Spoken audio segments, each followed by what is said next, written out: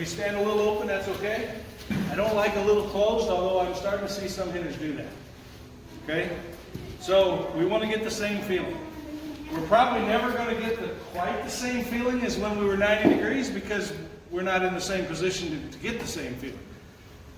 So I'm going to get my markers here, and I'm going to talk about the corner, how we create the corner, and use the corner to snap our bat and be the best we can be. Okay? Before I start to load, the line of my toes, hips, shoulders are parallel to this line right here. I'm going to lay the bat on my shoulder for the demo. When I first fuse my body into a unit, which means what? See how everything is moving together? It's not my hands or my shoulders or my arms. It's not my butt or my hips by themselves. Everything is fused together. This is critical. Everything is fused together. My entire movement is my hip and above coiling against this leg. All the movement is in this hip socket, but because I'm fused together, everything above moves with it. Make sense? Okay?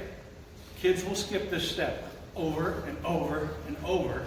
And when they skip this step, they get real sloppy in their barrel drags. Okay? We have to fuse ourselves into a unit. Okay, I'm fused. Now I'm just going to turn this back pocket around that way to the pitcher until I feel my leg tense up. Notice it's not a very big move at all. All I have to do is this, and I've got this leg loaded. I've got it torsion started. Okay? I don't want to come all the way around here. I just want to turn in my hip socket enough right there until I can feel this leg resisting what I'm doing. All right? So that is the corner. The corner is this line right here in the ground, but it's actually in my hip socket. When I fuse up and turn my butt, I've created that corner right there in my body. My torso against my leg. Hip and everything, hip and torso against my leg. Fuse up, corner. Now I'm going to stretch behind the corner. This is that shoulder thing I've talked about. We don't want to pull the shoulder in. We just want to stretch our back. What is my back doing? Okay, my scap here is moving toward my spine. I'm not pulling my shoulder around. I'm moving it, my scap to my spine. Okay, fuse up. Corner, stretch. Notice this knob, when I stretch my back from the corner, it goes down that line. Pretty much right down that line. I'm not pulling it over here. I'm just stretching my back. So now I've got my corner, and now I'm stretched around and behind my corner. Okay? So now I'm going to snap my bat over top of that line, and I'm going to tilt my shoulders down, try to keep them on this line as much as I can. I said shoulders. I'm actually tilting in the hip socket. I'm coiling and tilting in the hip socket, but when I do that, you see it in the shoulders mostly. Okay? I want to launch like this, and about right there, my leg will start to turn, and the barrel will hit the ball. So I've created a lot of torsion against my leg, up into my back. When I create the corner, my leg has torsion. Now my back has torsion. Remember the pool hole split with the two levers at the bottom at the top? Here's the bottom lever. There's the top lever. I am twisted around the ground all the way up through here. My front side is dead. I'm not doing anything with my front side. It's all a twist up the back side. And I'm going to snap my bat there, and I'm going to tilt like this. And the body just bursts. Okay? It's as simple as that. This is pretty much the complete swing.